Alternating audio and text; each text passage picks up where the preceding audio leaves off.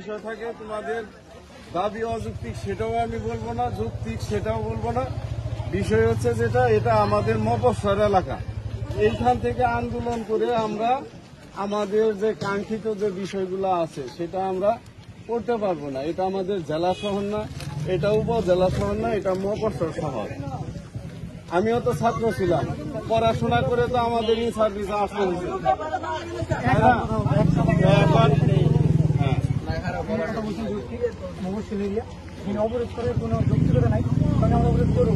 আর এই পিঠা আমি আছি, এই পিঠা আমি দায়িত্বে আছি। এইখানকার যারা আছে আমার সম্পর্কে ভাইয়া তোমরা একটু ধারণা নিতে পারো। আমি সব সময় আমার অবস্থান থেকে যতটুকু পারি আমি দেশের জন্য, দেশের মানুষের জন্য কাজ করার চেষ্টা করি। এইখানকার শিক্ষা প্রতিষ্ঠান এবং নেতৃস্থানীয় যারা লোকজন আছেন, জনপ্রতিনিধি যারা আছেন, এটা তোমরা জেনে থাকবে।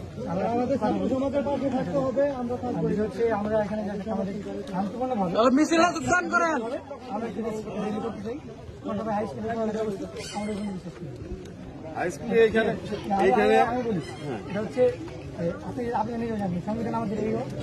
অধিকার দিচ্ছে, এটা তো ফলপ্রসূ হবে না।